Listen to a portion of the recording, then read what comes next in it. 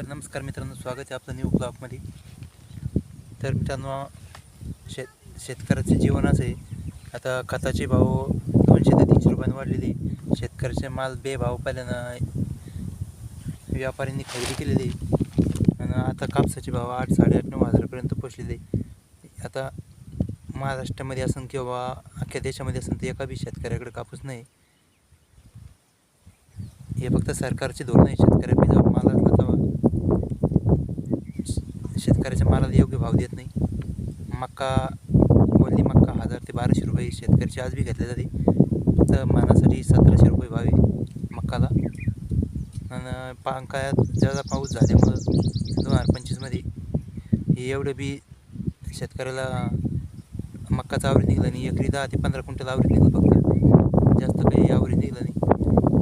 आणि हे जे पगार वाढवले शिक्षक असन, शेतकरी कर्मचारी, ते हे शेतकऱ्याच्या बाजावर शेतकऱ्याचा माल कमी भावात घेऊन टॅक्स, जो शेतकऱ्याच्या मालावर टॅक्स लावला जातो तो टॅक्स जमा करून हे जे समजा गव्हर्मेंट सर्वेंट जे लोक आहे सर्व्हिसला त्याला पगार देतात. आणि शेतकऱ्याचं जीवन असं मी आता पगार आपण बसलेलं आहे आपल्या शेतामध्ये. तर उन्हाच्या वाऱ्यानं उन्हाचं टेम्परेचर डिग्री 50 लोक केलेलं आहे. टेम्परेचर 3-4 दिवस फुल ऊन सांगितलेलं आहे. तर व्हिडिओ शेतकरीसाठी पण शेतकरी जे आपण एक शेतकरी आहे शेतामध्ये.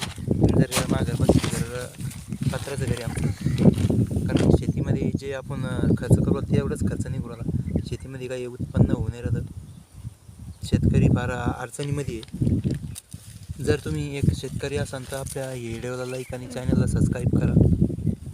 कारण की शेतकऱ्याचं जीवन असं आहे की ती फक्त एक शेतकरीच जाणू शकतो शेतकऱ्याच्या जीवनामध्ये त्याला किती कष्ट आहे म्हणून. शहरातल्या लोकांना फुकट, शेतकऱ्यांना पिकाला फुकट लागतं. त्यांना पगार आहे महामूर. हे समजा याच्यामध्ये शेतकरी असन किंवा इतर बी वर्गाचे लोक असन, हे सरकार जे निवडून देऊ राहिले हे समजा सरकार शेतकऱ्याच्या मुळावर आहे. गॅसचे भाव आज 1200 ते 1300 रुपये, तरी गॅस भेटायला तयार नाही.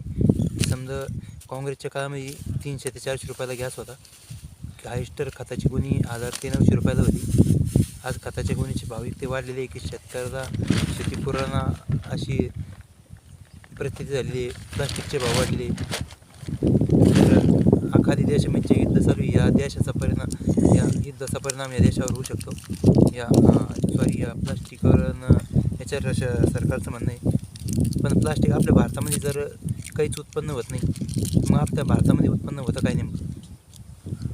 ह्यो मोठा एक गंभीर प्रश्न उभे राहत आहे. कारण की शेतकरी असं आहे, शेतकऱ्यावरच समजा जग चालतं आहे. शेतकरी जर संपला तर अख्खं जग संपन. शेतकऱ्याशिवाय पर्याय नाही. आणि शेतीला जोडधंदा बी केला तरी आज दुधाचे भाव 40 रुपये, तर उद्या 20-25 रुपयावर पाऊस जर पडला जून जुलैमध्ये तर पुन्हा 20-25 रुपये. ज्या लोकांनी लाखाच्या गाया घेतलेल्या आहेत त्या लाखाच्या गाया बेभाव विकल्या जातील. आणि त्यांचं दूध बी बेभाव विकलं जाईल. त्या लोकांचा खर्चसुद्धा निघत नाही. काही लोकांनी 10-10, 5-5 लाखाचे गोठे केले आमच्याकडे, तर त्या गोठ्यामध्ये बांधायला गाय नाही. कारण की आज कापसाचे भाव वाढले म्हणजे ढेप, सुग्रास याचे भाव बी वाढणार. कारण की त्याचे भाव वाढण्यासाठी जे सरकारचं धोरण असे कापसाचे भाव वाढेल. सरकार शेतकऱ्याच्या कोणत्याच हितामध्ये नाही. शेतकऱ्याच्या बाजूनं कोणत्याच सरकार हे निर्णय घ्यायला तयार नाही. ठाम शेतकऱ्यावर टांगती तलवार धरून व्यापाऱ्याला वर आणण्याचं काम तरी फक्त या सरकारचं. या सरकारचा कुठेतरी शेतकऱ्यांनी महाराष्ट्रात नाही तर अख्ख्या भारतामध्ये जाहीर निषेध केला पाहिजे.